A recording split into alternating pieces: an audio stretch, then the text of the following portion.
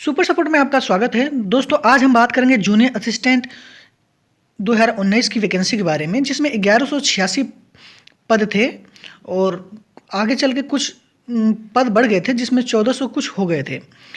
उसमें से अगर उसका एग्ज़ाम हुआ है, फिर उसके बाद टाइपिंग होगा, फिर उसके बाद फाइनल रिजल्ट आएगा, तो उस समय आपको जो कौन सा विभाग आपके लिए अच्छा होगा, कौन सा विभाग आपको चयन करना चाहिए, वो आपको बहुत महत्वपूर्ण है जानना। क्योंकि अगर आप मेहनत से एग्ज़ाम क्वालिफाई करके फाइनल स्टेज पे पहुंच जा रहे हैं और विभाग आप अच्छा नहीं भर रहे हैं, तो वो आपके लिए लाइफ टाइम एक समस्या का काम हो सकता है। इसलिए ये वीडियो बहुत ही महत्वपूर्ण है और इसे लास्ट तक ज़रूर देखिए। तो दोस्तों चलिए स्टार्ट करते हैं। दोस्तों अगर आप विभाग चुनते हैं तो विभाग को चूज करने की आपकी प्रायोरिटी आपकी क्या क्या होनी चाहिए और कुछ लोगों की क्या क्या प्रायोरिटी होती है, तो उसमें उसको हम 4 भागों में डिवाइड करके आपको बताते हैं।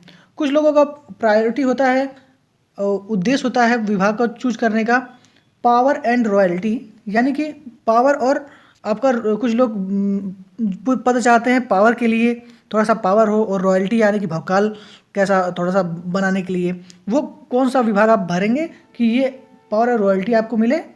और दूसरा कुछ लोग ऐसा चाहते हैं कि उनको वर्क और फाइनेंशियल हेल्प के लिए विभाग चाहते हैं। अगर आपको वर्क और फाइनेंशियल हेल्प के लिए विभाग चाहिए तो वो भी मैं बताऊंगा। और कुछ लोग ये सोचते हैं कि मुझे गुड प्रमोशन चाहिए, कौन सा ऐसा विभाग चूज किया जाए, कौन सा ऐसा विभाग चुना जाए कि वो गुड प्रमोशन आपका हो।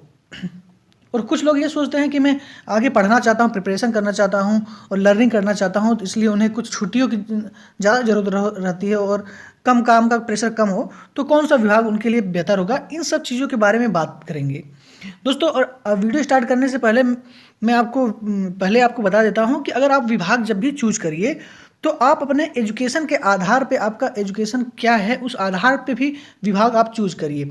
माना कि आपने बीटेक किया है सिविल से, बीटेक किया है मैकेनिकल से, बीटेक किया है इलेक्ट्रिकल से, या आपने बीएससी किया है, एमएससी किया है, या नर्सिंग का कोई कोर्स किया है, बायोलॉजी से आप ग्रेजुएट है, पोस्ट ग्रेजुएट है, या बीकॉम किए हैं, एमकॉम किए हैं, कॉमर्स से रिलेटेड आप लाइफ चाहते हैं, तो कहने का मतलब यह है कि आपकी जो एकेडमिक एजुकेशन है उस आधार पे भी आप विभाग का चयन कर सकते हैं, जो कि बहुत ही अच्छा है। ये इसलिए विभाग जब चयन चूज करिए तो इसका भी ध्यान आप बहुत ही बखूबी दें, क्योंकि कुछ बच्चे ये नहीं विभाग पर ध्यान नहीं देते हैं और विभाग भर देते हैं, तो आगे चल के उनके एजुकेशन का तालमेल उनके विभाग में नहीं बन पाता है, जिससे उनका प्रमोशन उनको नहीं मिल पाता है। जैसे कि आपने माना कि सिविल से आपने बीटेक किया है या मैकेनिकल से बीटेक किया है और आप महिला कल्याण विभाग में चले जाएंगे, तो उसमें आपका क्या क्या रोल रहेगा, आपका एजुकेशन का कोई महत्व नहीं रहेगा। अगर वही आप पीडब्ल्यूडी, इरिगेशन या कोई सिविल वर्क वाले विभाग में चले जाते हैं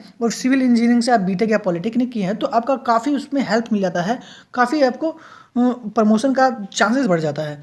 तो ये वीडियो बहुत महत्वपूर्ण है, तो इसको लास्ट तक जरूर देखिए। तो चलिए विभाग के बारे में बात करते हैं। ये आपका 2019 का वैकेंसी है, उत्तर प्रदेश अधीनस्थ सेवा चयन आयोग के द्वारा कनिष्ठ सहायक की वैकेंसी है 2019 की वैकेंसी है। अब इसमें 1186 पद उसमें नोटिफिकेशन के टाइम आया था और आगे चल के 1400 कुछ सीट बढ़ गया था, यानी कि कुल 1400 कुछ सीट है इस भर्ती में। तो इसमें चलिए इसके विभाग के बारे में चर्चा किया जाता है। अभी इसका रिजल्ट नहीं आया है, जो कि बहुत ही खेद वाली बात है। तो चलिए विभाग का सीधा विभाग के बारे में बात करते हैं। मैं आपको बता दूं कि कोई भी अगर कार्यालय है तो उसका पहले चीफ ऑफिस होता है, चीफ स्तर का ऑफिस होता है, फिर उसके नीचे होता है सर्किल ऑफिस, यानी फिर उसके नीचे होता है डिवीजन ऑफिस, यानी कि सबसे ऊपर होता है चीफ ऑफिस, और फिर उसके बाद होता है मंडल कार्यालय, फिर उसके बाद होता है खंडी कार्यालय, संभागीय कार्यालय। तो चीफ ऑफिस, फिर सर्किल ऑफिस और उसके बाद डिवीजन ऑफिस होता है। डिवीजन ऑफिस में आपका काम अधिक होता है और काम करने को आपको ज़्यादा मिल सकता है, और यहाँ पे आपको फाइनेंशियल हेल्प भी मिलता है। सर्किल का काम होता है, जो मंडलीय कार्यालय होता है, सर्किल ऑफिस जो होता है वो एक मीडिएटर का काम करता है चीफ ऑफिस का और डिवीज़न का। अगर चीफ को कोई सूचना चाहिए तो वो पहले सर्किल में आता है।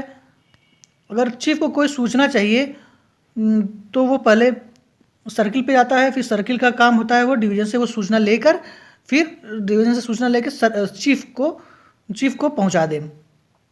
तो ये आपको मैं इसलिए बता रहा हूँ, ये आपको पहले मैं समझा दिया जिससे आपको विभाग के बारे में थोड़ा सा समझने में आसानी होगा। तो अगर पहला विभाग है परिवहन आयुक्त उत्तर प्रदेश संभागीय शाखा, यानी कि परिवहन आयुक्त में विभाग में संभागीय मतलब डिवीजन का पोस्ट है। ये आपके लिए फाइनेंशियल के लिए आपके काफ़ी अच्छा है। ये है परिवहन आयुक्त उत्तर प्रदेश संभागीय शाखा, यानी कि ये परिवहन आयुक्त विभाग में संभागीय यानी कि डिवीजन की शाखा है, डिवीजन का पोस्ट है। और इसमें आप अगर ये विभाग आप चूज करते हैं तो इसमें आपको फाइनेंशियल हेल्प मिल सकती है। यहाँ फाइनेंशियल हेल्प के बारे में मैं आपको एक्सप्लेन नहीं करूँगा, आप ज़्यादा समझदार हैं, समझ सकते हैं। तो डिवीज़न का जो भी कार्यालय होता है उसमें काम बहुत ज़्यादा आते हैं, तो जहाँ काम ज़्यादा होता है वहाँ फाइनेंशियल हेल्प भी आपको मिल सकती है। और दूसरा है कि परिवहन आयुक्त मुख्यालय संवर्ग। अब यहीं पे देखिए आपका मुख्यालय संवर्ग का है, मतलब कि अगर आपके डिस्ट्रिक्ट में परिवहन आयुक्त विभाग में मुख्यालय का कार्यालय होगा और संभागीय का कार्यालय होगा और मंडलीय कार्यालय भी हो सकता है। तो मुख्यालय अगर आप ये चूज करते हैं मुख्यालय है तो आप चीफ ऑफिस के स्तर के ऑफिस में रहेंगे, फिर उसके बाद सर्किल ऑफिस होता है, फिर उसके बाद डिवीजन ऑफिस होता है। तो अगर आप पहला परिवहन आयुक्त संभागीय शाखा चूज करते हैं तो आप डिवीजन में जाएंगे। अगर आप सेकंड नंबर परिवहन आयुक्त मुख्यालय संवर्ग चूज करते हैं तो आप चीफ लेवल के ऑफिस में जाएंगे, यानी मुख्यालय स्तर का जो भी कार्यालय होगा परिवहन विभाग का वहाँ आप जाएंगे। और या अगर आप चीफ ऑफिस चूज करते हैं, मुख्यालय स्तर का चूज करते हैं, तो इसमें आपको सेकंड सैटरडे और संडे आपको छुट्टी मिलेगी। यह हो सकता है कि आपका सैटरडे और संडे छुट्टी हो। इसमें काम का थोड़ा सा कम प्रेशर होता है क्योंकि मॉनिटरिंग का एक काम वर्क होता है। चीफ जितने भी हायर लेवल के ऑफिस होते हैं उसमें मॉनिटरिंग का काम ज़्यादा होता है। तो इसमें आपको पढ़ने का टाइम थोड़ा सा आपको पावर और रॉयल्टी ज़्यादा मिलती है। पावर आपका कुछ ज़्यादा महसूस होगा, वहाँ के क्लर्क में, वहाँ के बाबू में आपको पावर का ज़्यादा महसूस होगा और रॉयल्टी होगा। थोड़ा सा ऑफिस जितनी हायर लेवल की ऑफिस होगा उसमें साइनिंग ज़्यादा होगा, तो आपको अच्छी क्वालिटी का ऑफिस होगा, सुविधाएं अच्छी क्वालिटी की होंगी मुख्यालय संवर्ग में। और जो डिवीज़न का कार्यालय होगा उसमें साइनिंग कम होंगी, थोड़ा सा रॉयल्टी कम लगेगा और थोड़ा सा सुविधाएं कुछ कम मिल सकती हैं और लेकिन वर्क ज़्यादा यहाँ पे होता है और इसीलिए फाइनेंशियल हेल्प भी आपका होता है।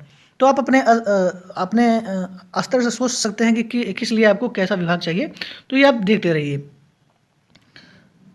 सर्वे कमिश्नर वक्फ उत्तर प्रदेश का, इसको भी आप चूज कर सकते हैं। ये भी अच्छा है और ये सर्वे से संबंधित आपका विभाग है, ये भी अच्छा विभाग है, इसके बारे में मैं विशेष नहीं बता सकता हूँ। और तीसरा है आपका निदेशक अल्पसंख्यक कल्याण। दोस्तों जो भी मैं विभाग बता रहा हूँ ये अपने में अनुभव के आधार पर बता रहा हूँ। इसे आप 100% में से हो सकता है कि कुछ गलती हो जाए बातों में, तो इसलिए आप अपने विवेक का भी उपयोग करिए और मैं अपने अनुभव के आधार पे आपको एक दिशा दे रहा हूँ या हिंट दे रहा हूँ, तो आप इसको समझिए। निदेशक अल्पसंख्यक कल्याण, ये भी जितने भी विभाग हैं सब अच्छे हैं। ये निदेशक स्तर का ऑफिस है तो इसमें आपको थोड़ा सा रॉयल्टी और भौकाल के लिए आपका अच्छा है और प्रिपरेशन और लर्निंग के लिए भी अच्छा है। जितने भी हायर लेवल का ऑफिस होंगे, निदेशक हो गया, आयुक्त लेवल का हो गया, मुख्यालय लेवल का ऑफिस हो गया, जहाँ जहाँ ये होगा वहाँ पे आपको लर्निंग के लिए, आपको पढ़ने के लिए, आपको और प्रिपरेशन करने के लिए आपको बहुत ज़्यादा हेल्प मिल सकती है और अच्छे सिटी में होती है वो। और निदेशक मुद्रण एवं लेखन सामग्री, ये भी देखिए हायर लेवल का ऑफिस है। इसे आप रॉयल्टी और प्रिपरेशन के लिए, पावर के लिए आप चूज कर सकते हैं। अब पांचवा है मत्स्य उत्तर प्रदेश निदेशालय हेतु। अब देखिए ये बहुत अच्छा है, निदेशालय हेतु है, मतलब कि ये लखनऊ में इसका ऑफिस होगा। बहुत ही अच्छा निदेशालय जितना भी होगा हायर लेवल ऑफिस है, इसमें आप साइनिंग है, सुविधाएं हैं और लखनऊ में आपको रहने का मिलेगा। तो ये है royalty and power and royalty के लिए, भौकाल के लिए, प्रिपरेशन के लिए और सब चीज़ के लिए आप उतना ही अच्छा है। अब आगे बढ़ते हैं दोस्तों, देखते हैं पांचवा का 2 में उप निदेशक मत्स्य सहायक निदेशक मत्स्य कार्यालय हेतु। अब यहाँ पे उप निदेशक की मतलब कि ये निदेशक से थोड़ा सा नीचे का कार्यालय है। ये भी इस ऑफिस में भी थोड़ा साइनिंग होगा, रॉयल्टी होगा, लेकिन पहले वाले से थोड़ा सा कम होगा।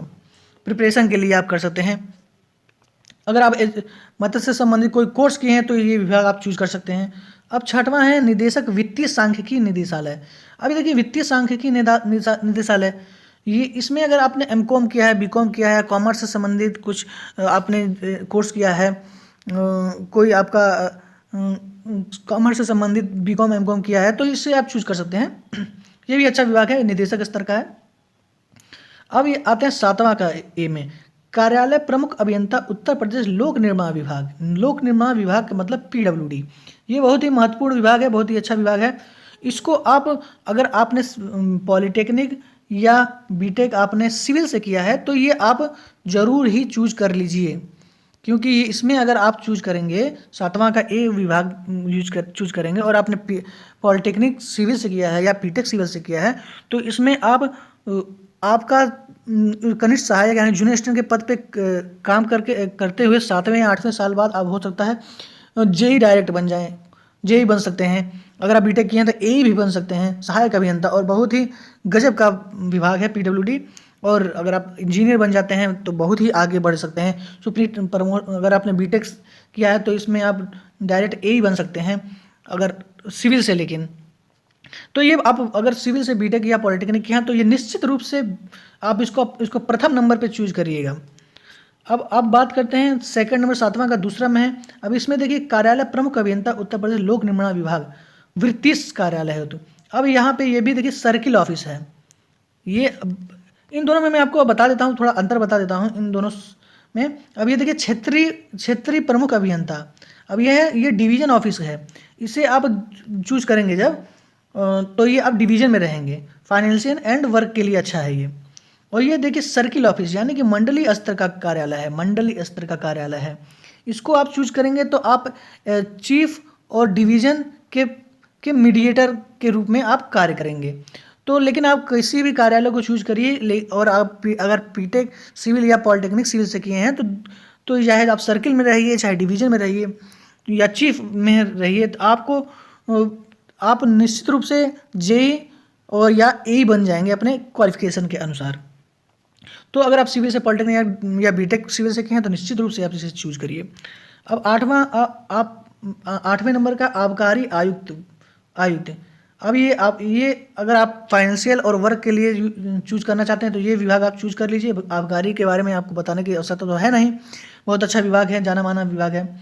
निदेशक पिछड़ा वर्ग कल्याण विभाग, ये भी एक नॉर्मल विभाग है, इसे भी आप चूज कर सकते हैं। नॉर्मल तरीके से लाइफ चलेगी इसको चूज करने से।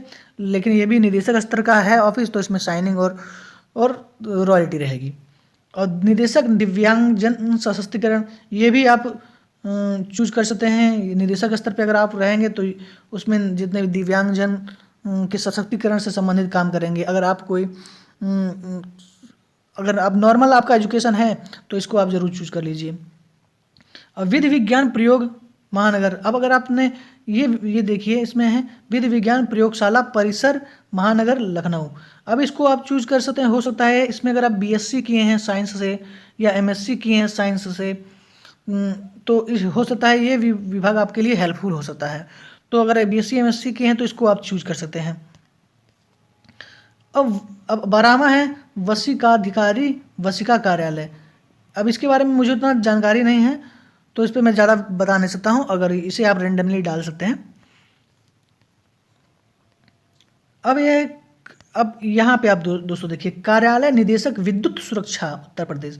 अब ये बहुत ही अच्छा विभाग है, विद्युत सुरक्षा उत्तर प्रदेश। अगर आपने अगर पॉलिटेक्निक या बीटेक आपने पॉलिटेक्निक या बीटेक इलेक्ट्रिकल से किया है तो इसे आप निश्चित रूप से चूज कर लीजिए।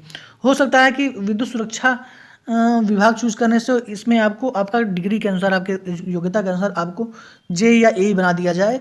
और बहुत ही अच्छा है अगर आपने पॉलिटेक्निक या बीटेक इलेक्ट्रिकल से किया है तो निश्चित रूप से आप इसे पहले नंबर पर चूज कर सकते हैं।